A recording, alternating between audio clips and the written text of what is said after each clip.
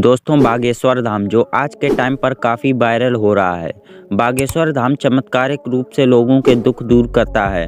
कई लोग अपनी समस्याओं का समाधान पाने के लिए यहाँ आते हैं। ये बागेश्वर धाम अपने दरबार में आने वाले लोगों की समस्या पहले ही समझ जाता है और इसे कागज़ पर लिख देते हैं। और इतना ही नहीं, अब तो ये लोगों के भूतों को भी भगा रहे हैं। लेकिन अब यह इतना पॉपुलर हो गया है कि हमारे देश इंडिया के प्राइम मिनिस्टर नरेंद्र मोदी जी भी यहाँ आ पहुँचे हैं। क्या पीएम मोदी जी भी बागेश्वर धाम के भक्त हो गए हैं? लोगों के मन में बागेश्वर धाम सरकार को लेकर कई ऐसी बहुत सारी बातें हैं जो लोगों को आश्चर्य में डाल देती हैं, जिनका जवाब जानने के लिए लोग यहाँ आते हैं। तभी तो कई बड़ी बड़ी सेलिब्रिटीज़ भी यहाँ आ चुकी हैं और ऐसा माना जाता है कि बागेश्वर धाम सरकार का एक अदृश्य सेनापति भी है जो भूतों को भगाने में उनकी मदद करता है। तो क्या है बागेश्वर धाम की असली सच्चाई? जानने के लिए वीडियो के एंड तक बने रहिए। लेकिन अगर उससे पहले आपने इस चैनल को सब्सक्राइब नहीं किया है तो सब्सक्राइब कर लीजिए, ताकि आपको आगे भी ऐसी ही इन्फॉर्मेटिव वीडियोज़ मिलती रहें। छतरपुर के पास एक गांव गड़ा में बालाजी हनुमान का एक सिद्ध मंदिर है। बालाजी हनुमान मंदिर के सामने ही शिवजी का मंदिर है, जिसे महादेव का मंदिर कहा जाता है। गड़ा का यह बागेश्वर धाम स्थान उत्तराखंड के बागेश्वर धाम की ही शक्ति है। उनके दादाजी एक सिद्ध संत थे। वह निर्मोही अखाड़े से जुड़े हुए थे।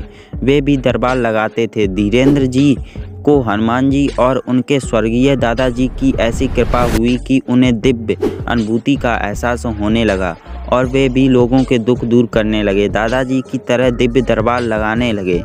पंडित धीरेन्द्र कृष्ण गर्ग अपने दादाजी भगवान दास गर्ग को ही अपना गुरु मानते थे। बागेश्वर धाम सरकार में कई लोग अपनी समस्या लेकर पंडित धीरेन्द्र शास्त्री के पास आते हैं। पंडित धीरेन्द्र कृष्ण शास्त्री जी, जिनका जन्म 4 जुलाई 1996 में छतरपुर जिले के एक छोटे से गांव ग्राम गड़ा में हुआ था, वे एक बहुत ही गरीब परिवार से संबंध रखते थे। खुद धीरेन्द्र शास्त्री ने अपने एक दरबार में बताया है कि बचपन में उनके पास कभी कभार एक वक्त का भोजन भी नहीं मिलता था।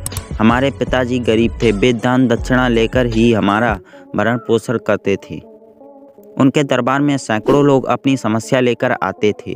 उन सैकड़ों लोगों में से पंडित धीरेन्द्र शास्त्री जी किसी का भी नाम लेकर उन्हें बुलाते थे और वह व्यक्ति जब उनके पास पहुंचता था तब तक शास्त्री जी एक पर्चे में उस व्यक्ति के नाम पते सहित उनकी समस्या लिख लेते थे और उसी में उनका समाधान भी लिख लेते।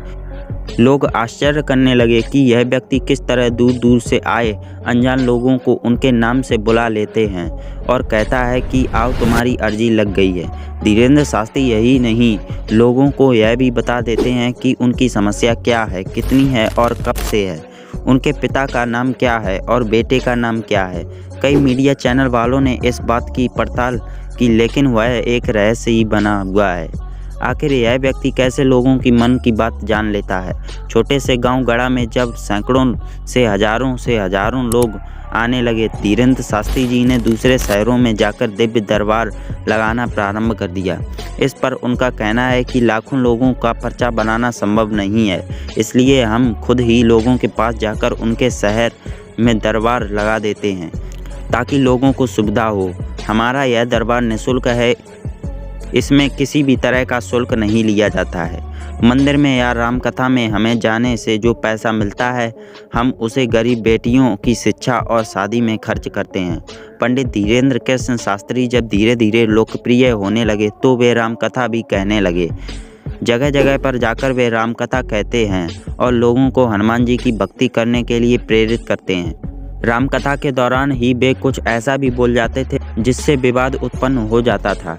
हाल ही में उन्होंने रामनवमी के जुलूस पर पत्थर फेंके जाने वाली घटना पर कड़ी प्रतिक्रिया देते हुए हिंदुओं को कहा है कि जाग जाओ और एक हो जाओ और पत्थर मारने वालों के घर पर बुलडोजर चलवाओ। छतरपुर के पास गड़ा में बागेश्वर धाम है, जहां पर बालाजी हनुमान जी का मंदिर है। हनुमान जी के मंदिर के सामने ही महादेवी जी का मंदिर है। मंदिर के पास ही उनके दादाजी की समाधि स्थल है और उनके गुरुजी का भी समाधि स्थल है।